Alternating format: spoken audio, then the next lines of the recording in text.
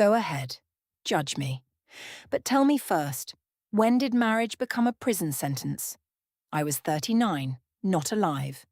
I still had a body, a face, a laugh, and friends who remembered who I was before I became somebody's wife. My husband kept talking about responsibility, future children, family plans, and all those heavy words men use when they want to make control sound noble. So yes, that night I threw my wedding ring away before I went out. I wanted one night where nobody looked at me like a wife. By morning, my husband had decided to believe me. My name is Amanda Hale, I was 39, and I worked as a brand partnerships manager for a luxury hotel group. So of course I knew how to make any ugly thing look like a lifestyle choice. I was not some careless girl who did not understand life. I had a career, a body people still noticed, friends who still wanted me around, and a laugh that did not belong in a quiet house with mortgage folders on the dining table. My husband Adam kept talking about responsibility, future children, savings, school districts, and all those heavy words men use when they want control to sound like love. When I told him I needed one night without his rules, he only placed both palms flat on the table, calm as always, like he had no answer. So yes, later that week I threw my wedding ring away before girls' night. I wanted one evening where nobody looked at me like a wife. Simple as that. Adam and I had been together 11 years and married 7, which sounds long enough for people to decide they know your whole marriage from the outside. They saw the steady husband, the clean house, the paid bills, the Sunday coffee, the way he warmed up my car before early meetings and remembered every appointment I forgot. They did not see how all that safety started to feel like a locked room. In the beginning, I loved how serious he was. Every Sunday morning, he made coffee in 2 blue mugs, and we walked through open houses we could not afford. I would choose the biggest bathroom and joke that it was mine. Adam would stand in the smallest bedroom and say it could be a nursery one day. Back then, I smiled. Back then, it sounded like love. Later, it sounded like a schedule I had never signed. 1, 2, 3. House. Children. Future. That was how Adam talked about us, like we were a project that only needed discipline to succeed. He was not cruel. That was the part that made me look worse when I complained. He did not shout. He did not drink too much. He did not flirt with other women. He fixed broken things before I even noticed they were broken. But sometimes I wanted a man who saw me before he saw the plan. I wanted to be touched without being reminded that we needed to sleep early because tomorrow was full. I wanted to go out without reporting what time I would return. I wanted to be a woman, not just a wife waiting to become a mother. The first real fight that week happened after our anniversary dinner. Adam had booked a rooftop restaurant because I mentioned it months earlier. Of course he remembered. He remembered useful things. My dry cleaning, my mother's birthday, the dentist appointment I kept avoiding. I wore a silver dress and I saw men look when we walked in. I liked that more than I should have.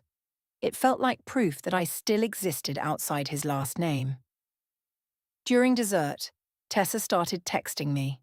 She was my best friend, recently divorced, loud about freedom, and always ready to remind me who I had been before Adam. She sent a picture from a bar and told me girls' night was coming, no husbands, no rules, no wife energy. I smiled at my phone and Adam noticed. He asked if it was work. I told him it was Tessa. He nodded and asked if she was doing okay. I said she was finally free. Adam said she was also lonely, even if she performed it well. That annoyed me because he always did that. He could take a fun sentence and make it heavy. I told him not everyone thought marriage was the highest purpose in life. He said he did not think that either. He said marriage was not a prison, but it did mean 2 people had to stop living like every choice belonged only to them. I laughed and told him he sounded like a city permit. His face did not change much. It rarely did. He placed both palms flat on the white tablecloth, the way he always did when he was done trying to explain himself. I used to think that gesture meant patience. Now I thought it meant he had no fire. He asked when I had started hearing love as control. Soft question. Calm voice. Perfect Adam. I told him control always sounds soft when the person using it thinks he is right. He looked at my left hand then, at the ring. It was not huge, but it was beautiful, an oval diamond on a thin gold band. He had used part of the money his father left him to buy it, and when he proposed, he said he wanted something from his family to become part of ours. At the time, I cried. Years later, I could barely breathe under the meaning of it. He asked if the ring still meant something to me. I told him not to be dramatic. Of course, that was easier than answering. On the drive home, the city lights moved across the window, and I turned the ring around my finger. Once, twice, 3 times. Tessa's message was still open on my phone. No husbands, no rules, no wife energy. By the time Adam parked in our driveway, I had already decided that the next night would be mine. The next morning I woke up before Adam, which almost never happened, because my husband entered every day like it came with instructions. Coffee first, shower second, laptop open by 7, bills checked, calendar checked, life checked. That was Adam. Reliable, organized, and so serious it made the air around him feel older. I stood in our closet for 20 minutes, choosing what to wear for girls' night, not because I had nothing, but because I wanted the dress to say something before I did. I wanted it to say married, not buried. 39, not finished.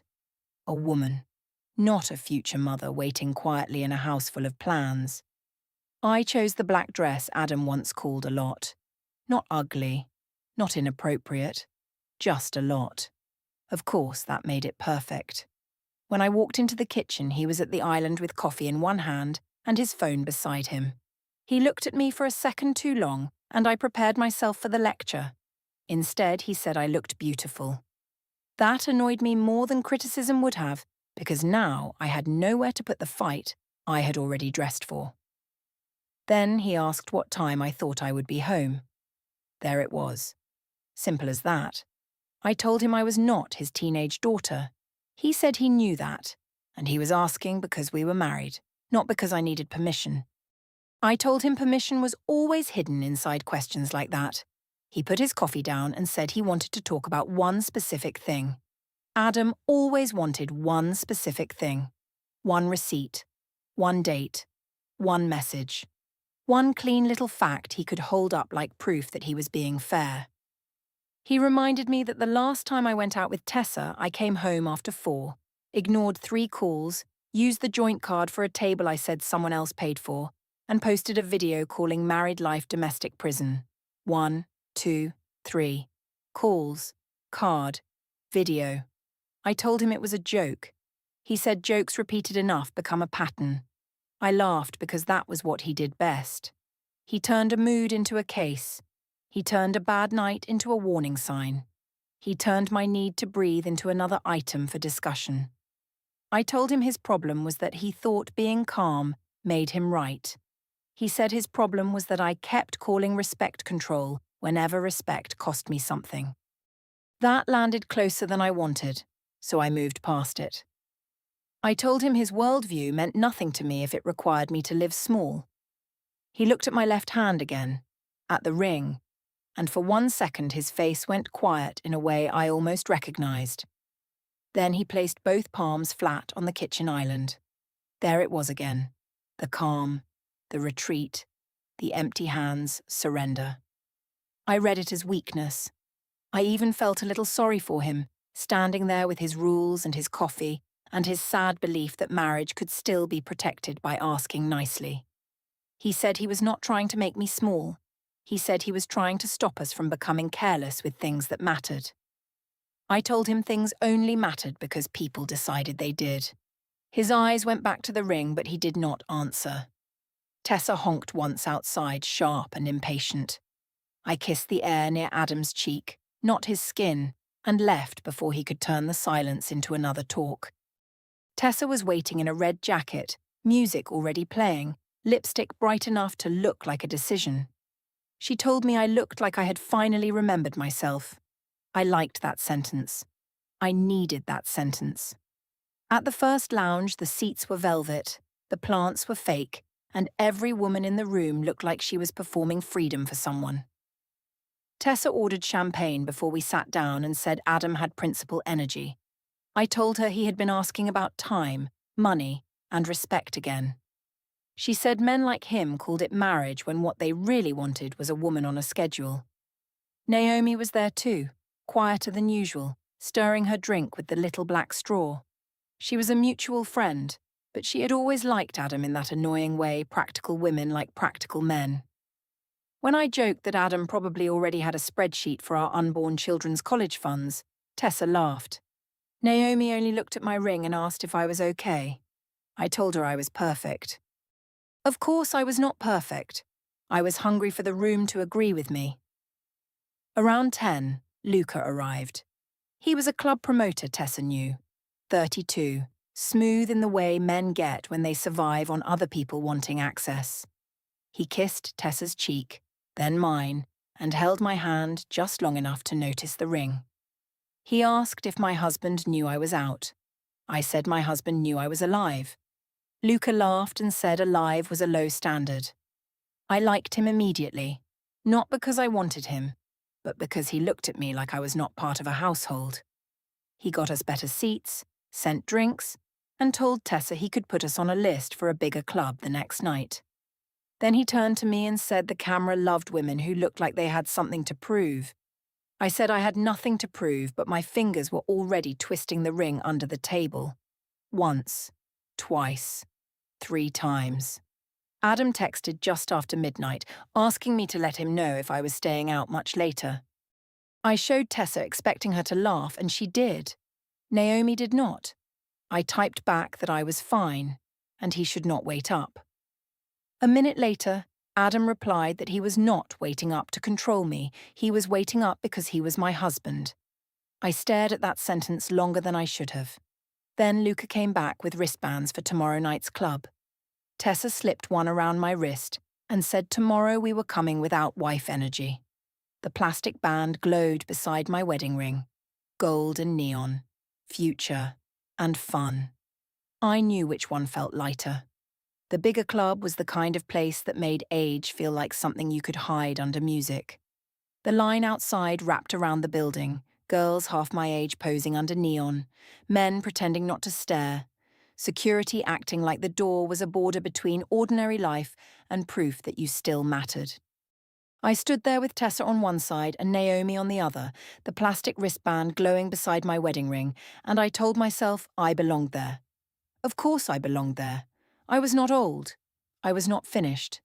I was not some quiet wife waiting at home for a man to tell me what responsibility meant. Luca met us at the side entrance and waved us in like we were important. That was his talent. He made access feel like desire.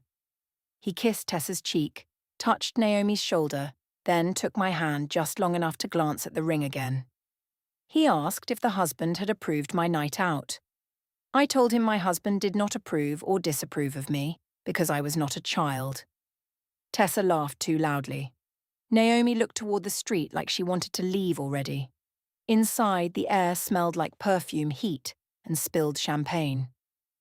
Luca led us to a VIP table near the dance floor where people could see us but did not know us. That was perfect. I wanted to be seen without being known.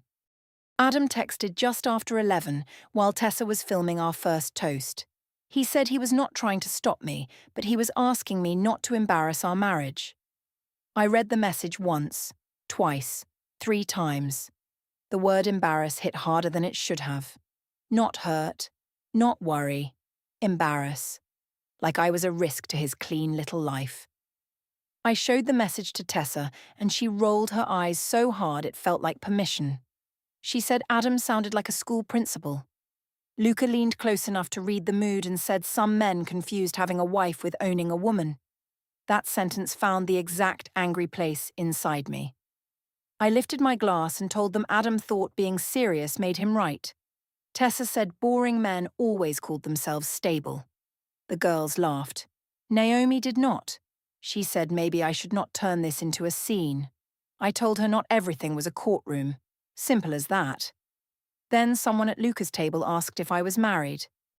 A young woman with silver eyeshadow, maybe 24, pointed at my ring and asked it like marriage was a costume I had worn to the wrong party. I said technically. The table reacted at once. Tessa covered her mouth. Luca smiled. The woman asked what technically meant. I said it meant paperwork existed, but so did real life. It came out smooth like I had practiced it, even though I had not. Or maybe I had been practicing it for years in smaller ways. Adam and his future children. Adam and his savings plans. Adam and his house rules wrapped in soft words. The music was loud, but the table grew quiet around me. Phones came out. I saw them. I knew what it meant when people lifted their phones that way. I worked in branding. I knew when a moment was becoming content. I could have stopped. I could have laughed and said I was joking. I could have put my hand under the table and let the night keep moving. Instead, I lifted my left hand so the ring caught the club lights. I said marriage was just paperwork people worshipped when they were scared of being alone. I said a ring did not turn a woman into property. I said Adam wanted me responsible, pregnant, quiet, and home before midnight, like my life had an expiration date because I was almost 40. Tessa whispered that I was finally saying it. Naomi said my name, soft and sharp at the same time.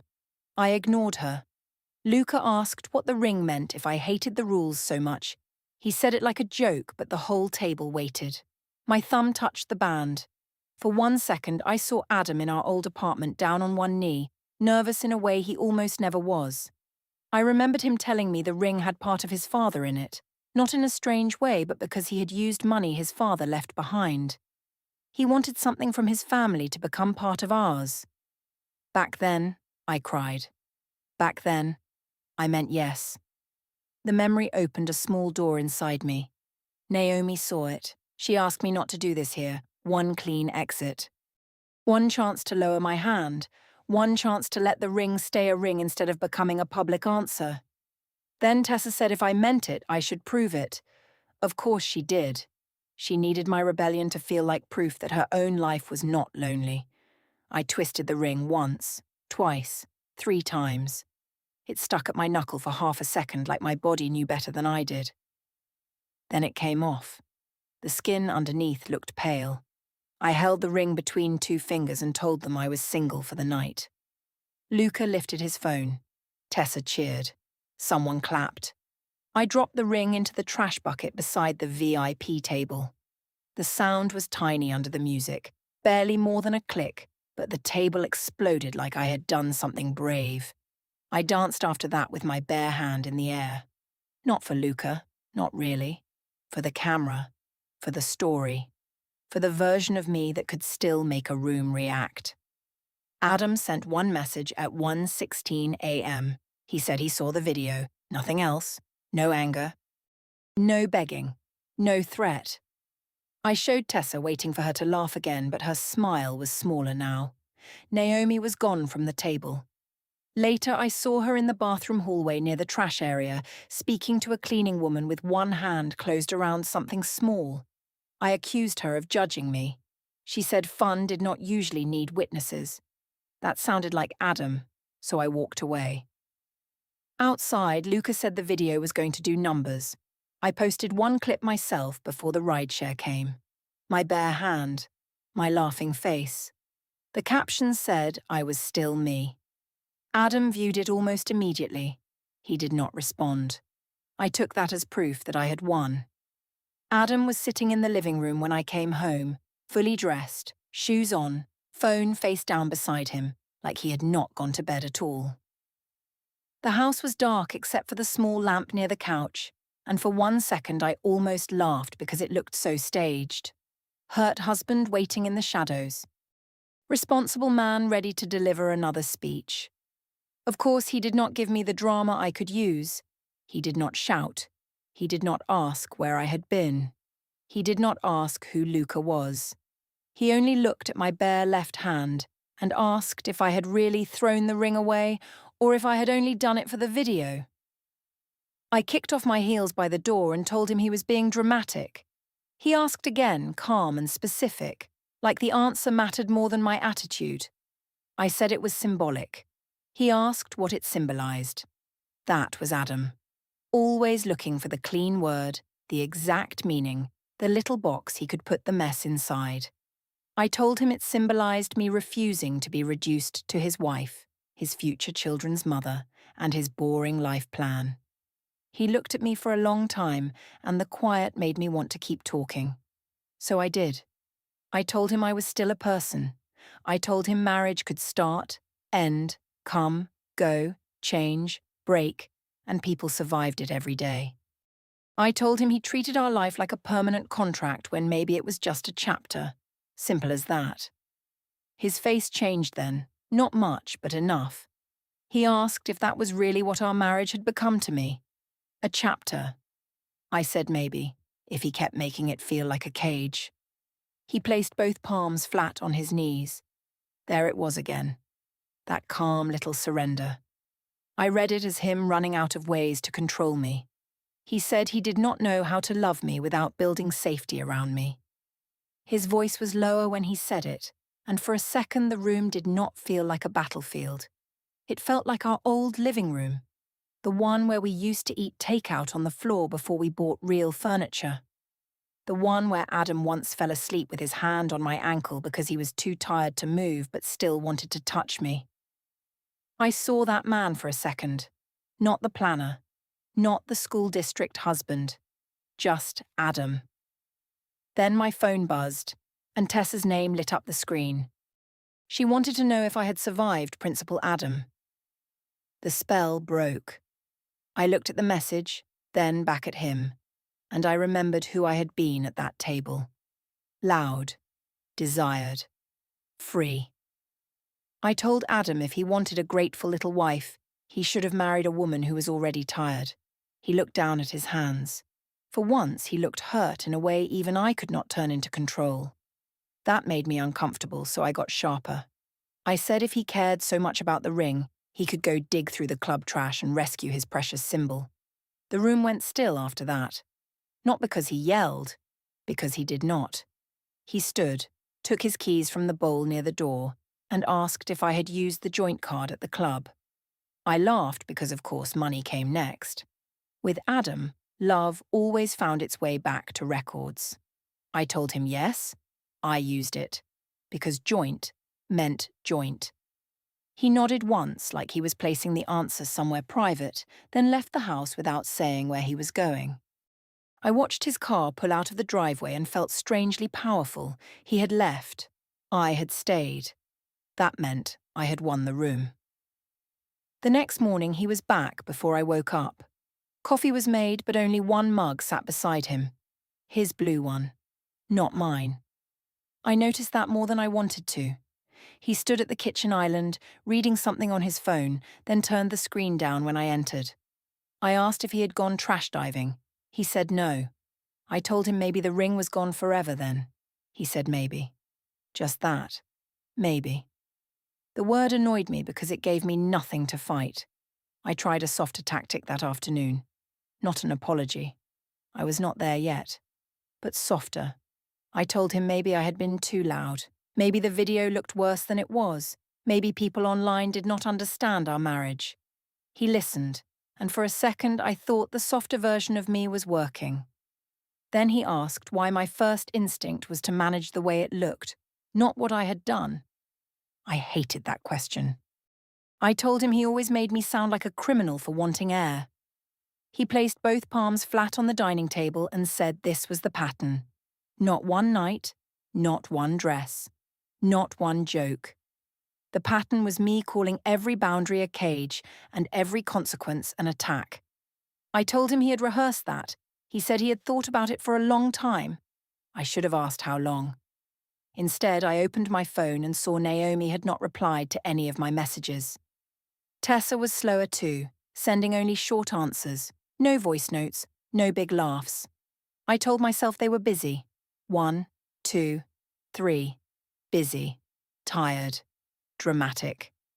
That evening, Adam stopped asking where I was going. He only took his wedding band off, set it beside the blue mug, looked at it once and put it back on. I told myself that meant he was scared to lose me. So I decided the next move had to be louder.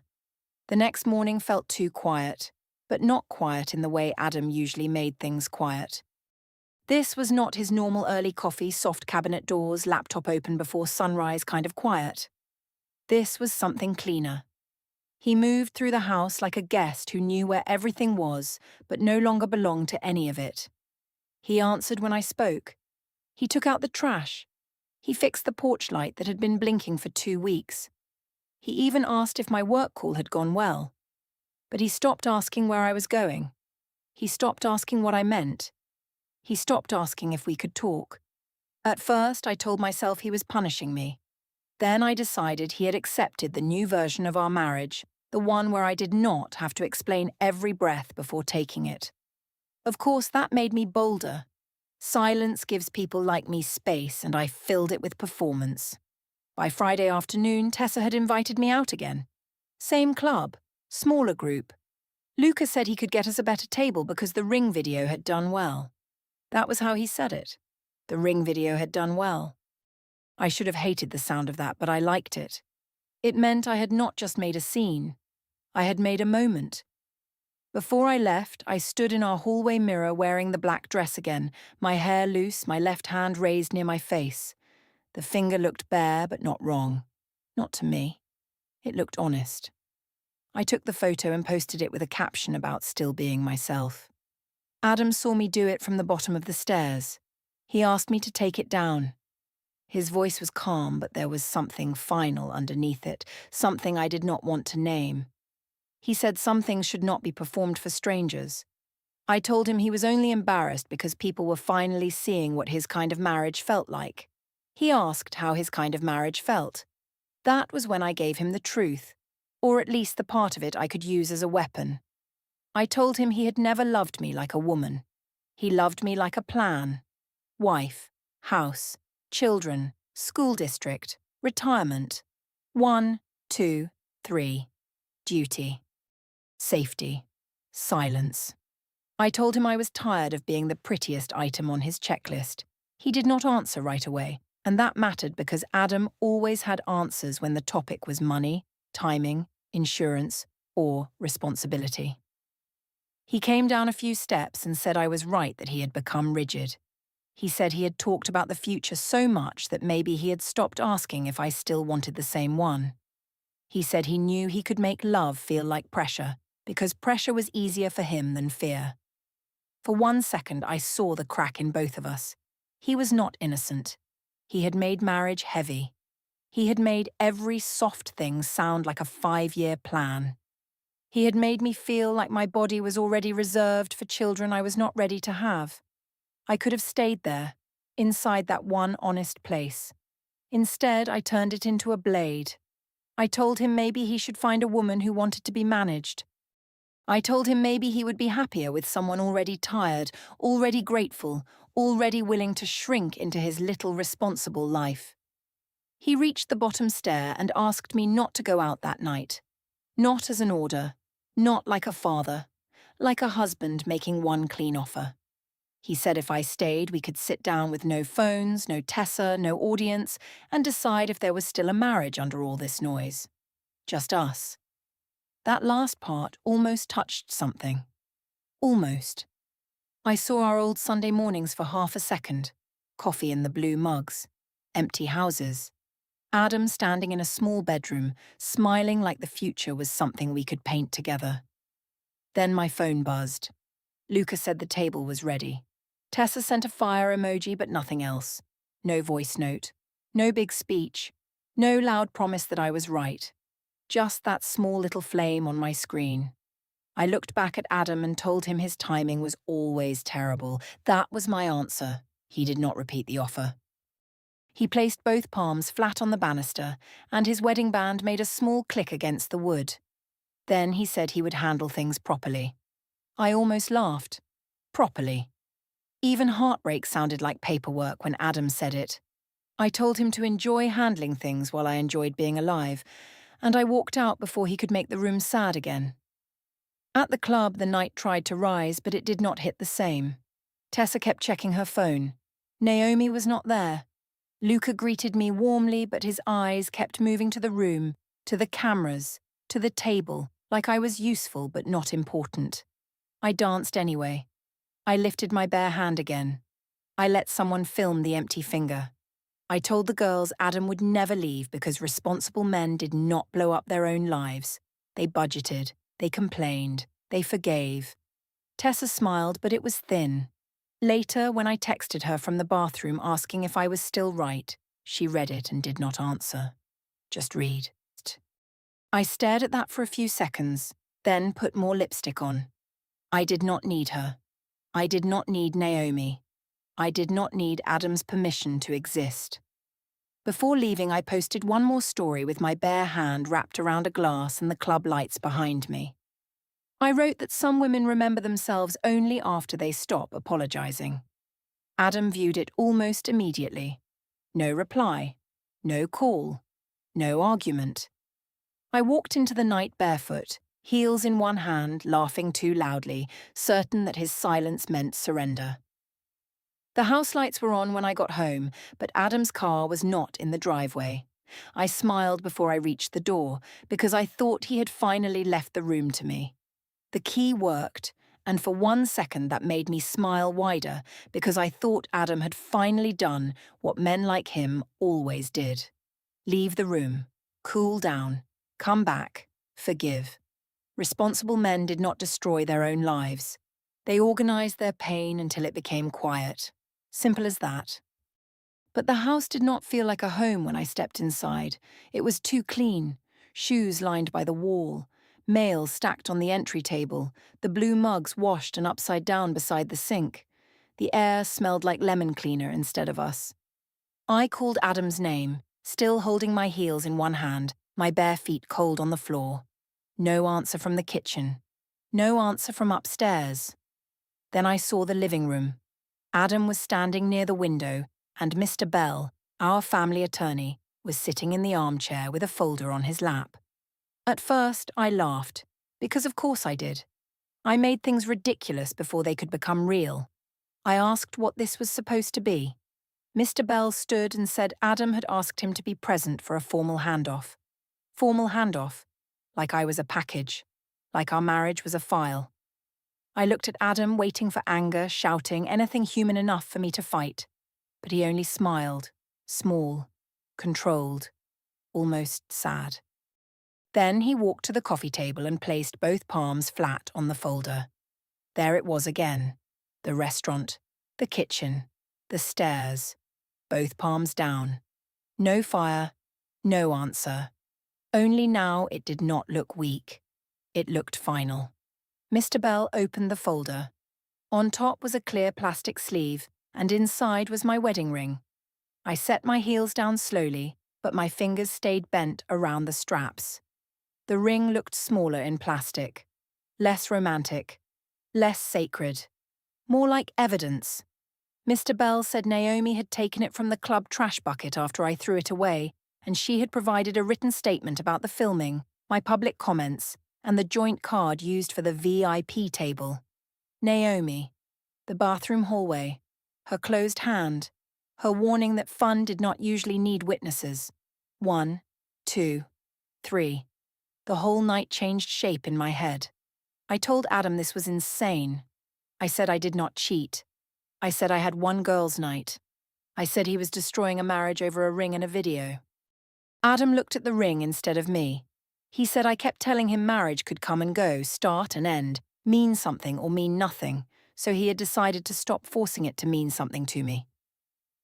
Mr. Bell laid out the rest, screenshots of my posts.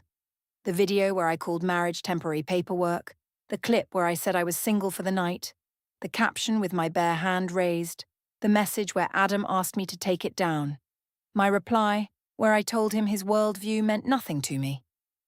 Then came the old post-nuptial agreement with my signature at the bottom. I had mocked that paper years ago. Now it sat beside my ring like it had been waiting patiently. I reached for Tessa on my phone. My last message said Adam had a lawyer in the house. Read. No reply. Luca had already deleted the ring video and sent confirmation through counsel because he did not want his club involved in a domestic matter. Not to me. To them. That was when I understood. Adam had not needed to yell. He had let me create the record, then gathered it. Every joke became a pattern. Every post became a page. Every little thing I called freedom became my own voice testifying against me. Mr. Bell handed me the divorce petition and notice of temporary financial and property orders.